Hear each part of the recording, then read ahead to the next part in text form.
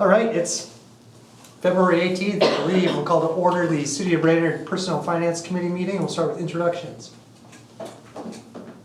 Kelly Bevins. James Gronvik, Community Development Director. Nick Broyle, City Administrator. Chris Schubert, HR Director. Alderman at Large, Kevin Stunick. Joe Langle, City Attorney. Teresa Burke, Brainerd Dispatch. And Dave Johnson, Chair of the committee. We have two items before us tonight. The first one is to discuss municipal dispensary partnership. Nick. Okay, so law does allow municipalities to establish, own, and operate a retail cannabis store. There is an advantage to this because municipal licenses will be issued before licenses are approved and issued to the general public. As such, we've been approached by several private companies that want to partner with the city because this is obviously an advantage to them to get their foot in the door before everybody else. So this is really just for discussion and any direction that you would like to provide to staff. This would not, if we had a municipal cannabis store, it cannot be included in any limitation of the minimums for our area. So that would not count against our minimum of 2, is that correct? 2? Okay. So we would have a muni and plus allow Plus two? 2 additional perhaps. Okay. Hello, are you here for the Personnel and Finance Committee or the City Council meeting? City Council. They're upstairs in the council chambers at the top of the stairs. Thank you. Yep. So we've just been approached by a lot of companies. Now, we just had a couple highlights here, the alternative options. This would be 100% upfront capital investment from the partnering group. There would be shared profit structure benefiting municipal infrastructure and services. They have professional management for the establishment, etc. One case study, Grand Rapids recently unanimously approved an agreement with Voyager Cannabis on February 10th to prepare and submit a license application. This allowed staff to continue looking into the municipal dispensary. However, the city has not yet fully committed to opening and operating a municipal dispensary. So this is just up for discussion. Any direction for staff? Kelly. Thank you, Mr. Chair. When I initially read this, my first reaction was no. And here's why. One is, it's been in the paper at least 5 times about NISWAs and their financial trials with their municipal liquor. Okay, so I see that as a possibility. I notice it says there's some profit sharing, but that presumes a profit. The second is, I'm not exactly sure, based on what we heard when we approved the 2 municipal dispensaries, that our citizenship are 100% behind selling pot. And I just don't, I mean, if there was a lot of money to be made, golly, you'd have to consider it. But the chance that we could lose money and also go against a large a portion of the citizenry, I'm not sure we want. I'm not sure that it's, as Grandpa used to say, I'm not sure that juice is worth the squeeze. Thank you. I'm against it too. Where does it end? Now we're gonna sell drugs and what are we gonna do next? So I just think it's wrong. Once you let it happen, you never reel it back in. So I'm outnumbered on the committee. You can still grow this stuff. I can still get my Yeah. 4 plants per adult. Grand Rapids projections, which government projections and consultant projections are always wrong and rose colored, I get it. They're projecting $1 million a year in revenue. So that's kind of big, that's worth the squeeze. And it's not like a municipal liquor store because we wouldn't be buying the inventory, we wouldn't be employing the employees. We would just have somebody do 100% of all of the work and then give us a cut of the profits. So it's if there are any. So I think it's worth exploring at the very least. This synopsis says there's been numerous inquiries. Why don't we have some proposals? Well, I mean, I'm giving you my thoughts, Chief's giving you his, but I don't see any reason why we couldn't have Look into, a proposal if, I'd be willing to look at that, but I don't know if I'm gonna change my mind. right. I just think once you allow that kind of stuff to happen, I agree. you never stop. But Just if the ball keeps getting bigger. But if there's something to be had in this, we have At what cost? well, there is that. And of course, the projections, you know. Our projections. If I could add to that, Grand Rapids just was kind of working with the one person. I'm not sure if they had multiple inquiries. There have been multiples from the city of Brainerd. You know, to hear a proposal, would you want to hear a proposal from all the groups come in and talk about it? Would you like to hear from one group? Kind of direction from there if you do decide that route. My Can we get a opinion, written no proposal group. from all of them? I think everybody who's interested should submit a written proposal of what they are proposing to do, and we would review that and See, I'm- decide to move forward or not from that point. Yeah, that's what I would Is that a move that. motion? I'll Yes. second that. Any other discussion?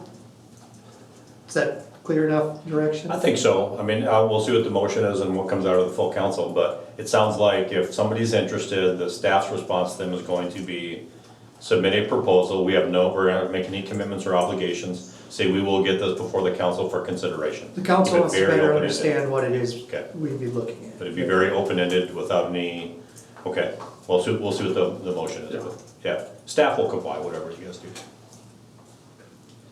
Okay, any other discussion? All in favor, say aye. Aye. Opposed, same sign. That motion carries. We will look into it further, and request some written proposals. Next up, discussion of the number of years of interest collection on deferred assessments. Connie was going to present, her daughter turned 21 over the weekend, so she was down in Lincoln visiting her. She's not back yet. Kelly, you wanted this on the agenda? I did, So Mr. Chair. go ahead. A simple explanation. The assessment pays for the project. The interest pays for the fact that you are not paying your assessment. I think the interest should go on. We charge very minimal interest, 1.5% on this project, I believe. I think if you choose to go past the amortization of the bond, as some of people have chosen, they should pay interest because they're not paying their assessment. You always get the deal to pay your assessment up front. That's at no interest. If you choose not to pay it, to extend it, the process has been, once the term of the bond was ended, then your interest ended. And I don't think that's fair to the people who paid upfront, or who paid in 3 years, and paid 3 years with interest. You should pay interest for as long as you are not paying your assessment. And the second part of this, if you sell the property or develop the property, you should pay the assessment.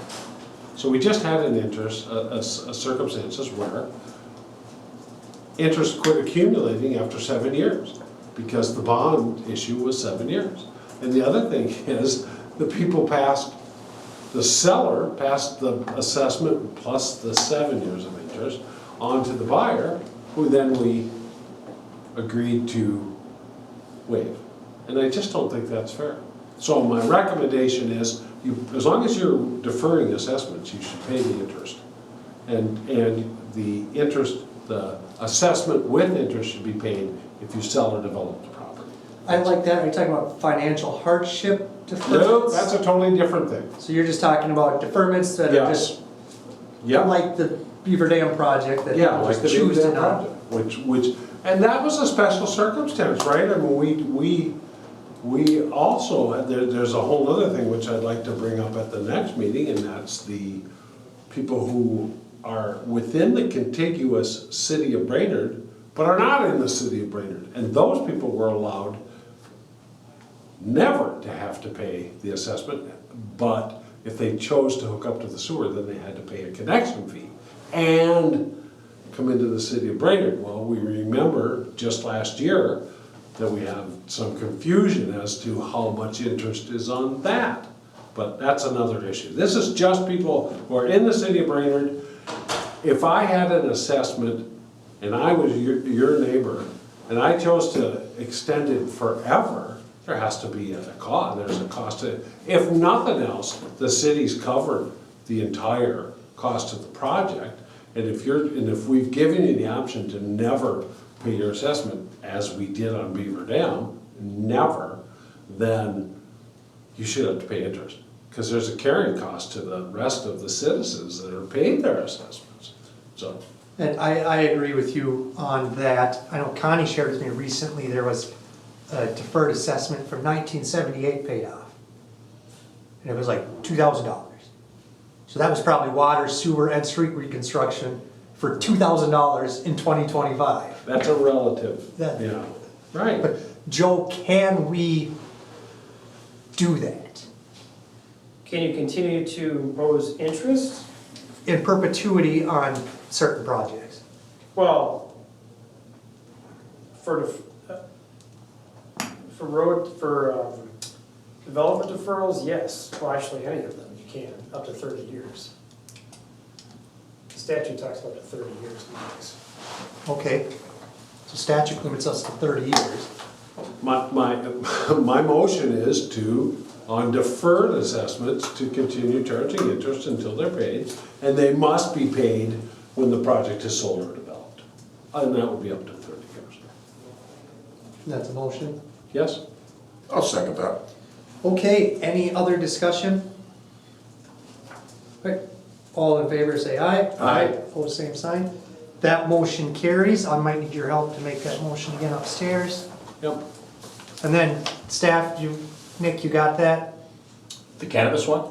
No, what Kelly just motioned, Yeah. but we'll motion upstairs that Yep. we're gonna wanna amend our deferred assessment policy. Move to adjourn. Second. We're adjourned. Keep collecting interest for up to 30 years or when the property's sold. Yeah. Whichever comes first. We don't charge enough interest on our deferred assessment